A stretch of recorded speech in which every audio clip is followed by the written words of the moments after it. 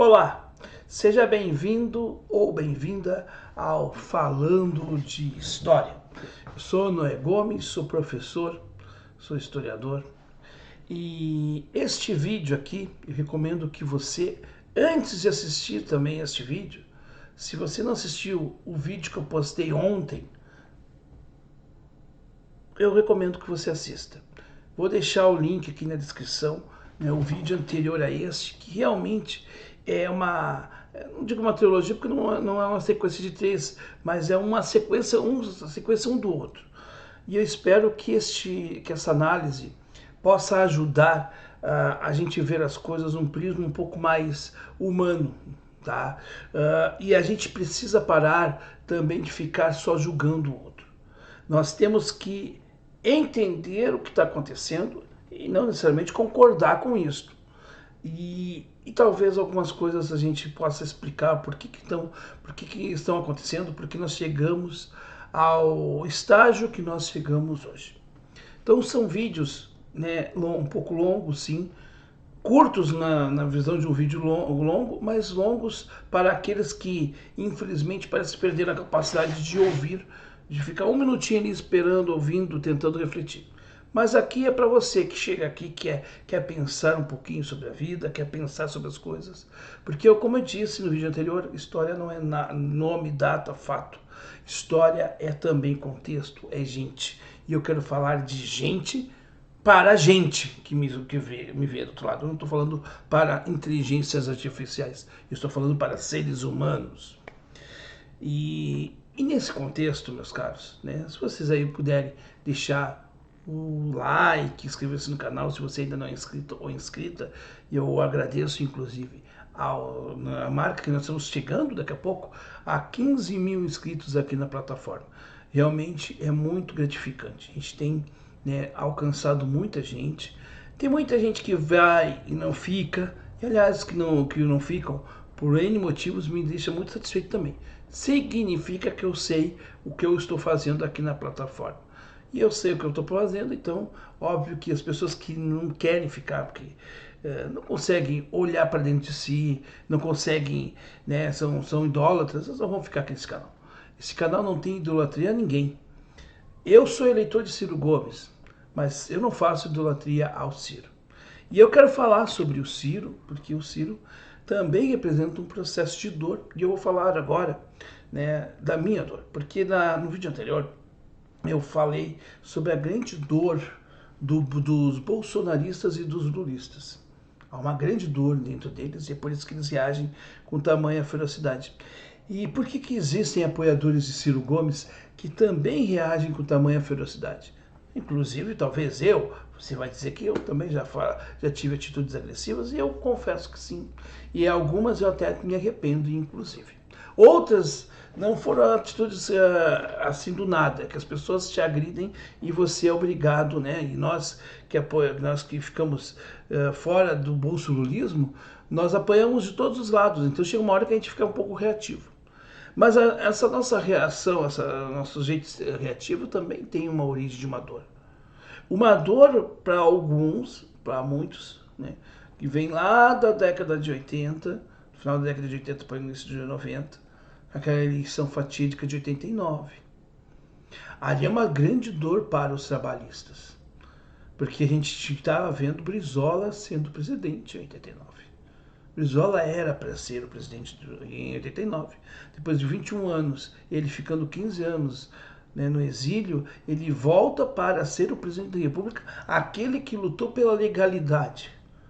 Olha que coisa linda. Não foi possível. E não sendo possível, ele, infelizmente, deu uma dor. Ficou uma dor, uma nódoa, um buraco. E este buraco, para muitos, até hoje não foi preenchido, mesmo com a presença de Ciro Gomes. Para outros, sim, para outros, Ciro Gomes chegou e meio que tampou um pouco esse buraco. Talvez até por isso que tem uma significância muito grande. Aquele vídeo em que o Brizola fala a respeito de Ciro Gomes, elogia Ciro Gomes e tal, na campanha de Ciro de 2019. 6, se não me falha a memória. Bom, enfim, Ciro veio, catalisou isso, trouxe as reformas de base dentro de um projeto nacional de desenvolvimento, catalisou a sua veemência com aquela veemência que tinha o Brizola, e isso nos deu um up. Opa, é possível. E em 2018 foi possível um sonho, porque sem dinheiro e sem ser tão conhecido de fato, como hoje, eu acho que o Ciro é muito mais conhecido hoje do que em 2018, ele consegue chegar em terceiro lugar numa campanha completamente atípica. E ele não é aquela solução do cara que é petista ou que não é bolsonarista, né? Ele é essa solução, é a solução de quem não é nenhum dos dois. Então a gente preenche o nosso vazio, essa dor, né? A dor de não ter visto Brizola ser presidente.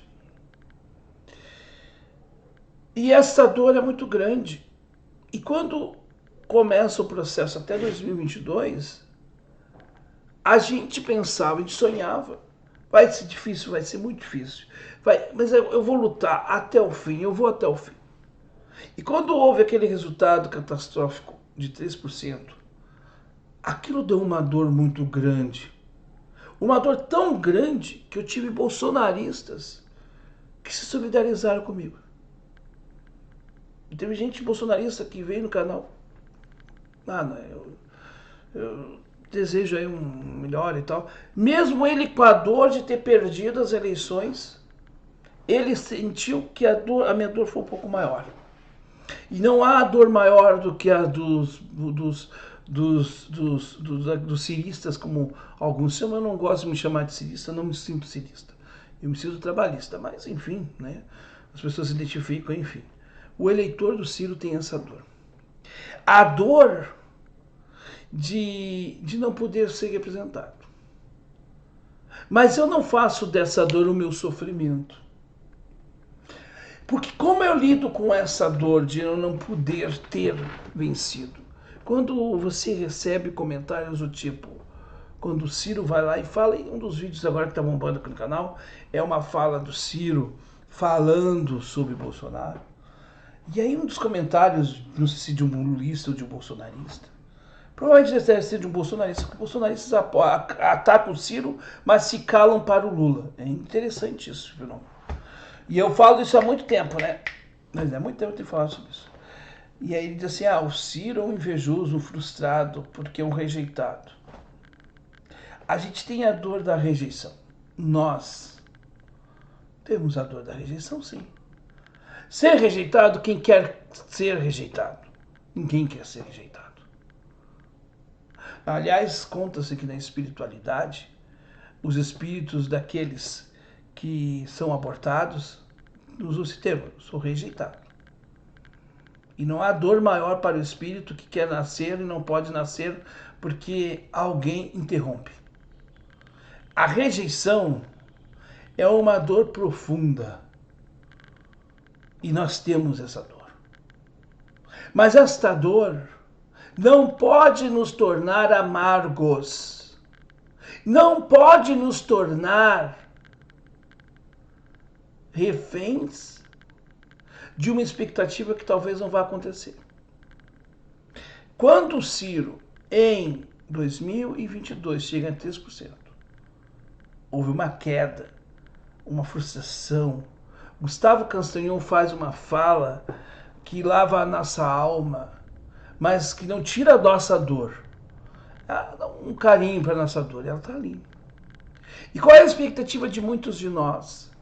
Que em 2023, em Portugal, em Lisboa, quer dizer, na distância do oceano, né, nós tivéssemos uma fala de Ciro se colocando talvez como presidente, como candidato a presidente. Ele disse, não sei se é você. Acho que não.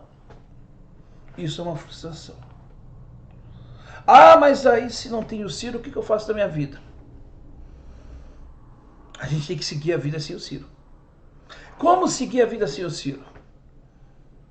Você tem que usar alguém? Não tem que usar ninguém. A gente tem que pegar esse projeto, ressignificar. Temos que buscar lideranças? Temos que buscar lideranças. E talvez até provocarmos uma coisa do Ciro. Ciro, tem o direito de não concorrer. Mas indica alguém. Passe o bastão para alguém. E que este alguém seja mais competente que tu no sentido de ouvir mais a sua militância. A dor do bolsonarista e do lulista, elas são aliviadas nas mentiras que os tornam a razão de o serem. A dor do eleitor do Ciro é que ele não quer viver com estas mentiras, ele não quer viver com a alienação, ele não quer o anestésico, ele não quer o paracetamol, ele quer tomar o remédio que alivia a dor, que tire, sim, a infecção, que tire a inflamação, mas ele quer aquele remédio que ele viva feliz e bem pro resto do todo. Ele quer o todo. E talvez, como Juarez Leão, personagem lúcida da história de O Bem Amado, o médico da cidade de Sucupira, que era contra o populista, demagogo, né? Prefeito, né? O grande prefeito Odorico Paraguaçu. Em um dos seus diálogos célebres, interpretados pelo grande Jardel Filho, um dos maiores atores da nossa história da dramaturgia brasileira, ali ele diz que a dor de ter a percepção real das coisas. A alienação nos provoca, talvez, alívio em determinados momentos, mas o conhecimento nos causa dor. E nós teremos que conviver com esta dor. Eu não sei como conviver com ela no sentido de dizer que eu não vou sentir ela. Não. Mas eu posso fazer com que esta dor não me cause sofrimento.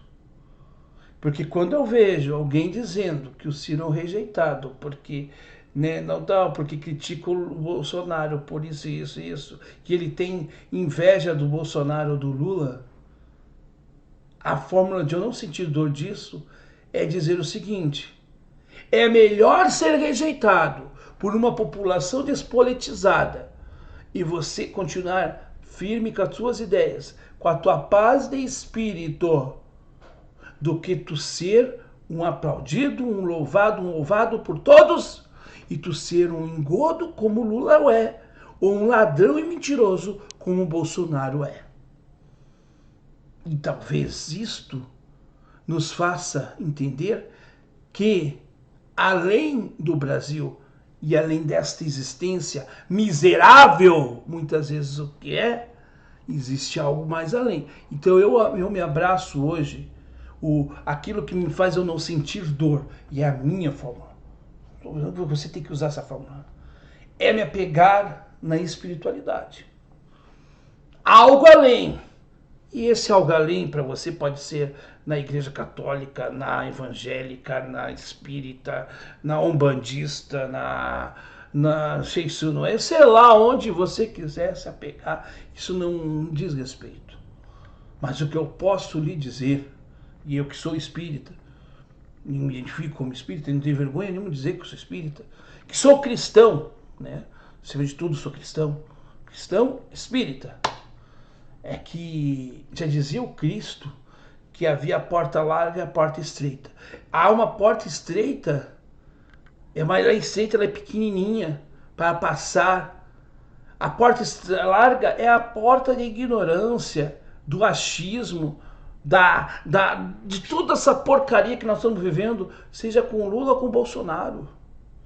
E a porta estreita está no sofrimento de um Jango que morre com depressão No Uruguai, porque não consegue voltar para sua terra natal, porque foi um presidente que ousou fazer reformas estruturantes, que empeitou a elite do atraso, como diria Gessé de Souza, e, portanto, pagou o preço.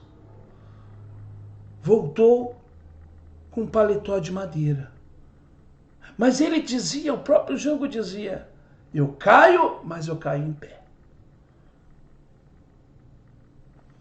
A gente precisa ter essa noção.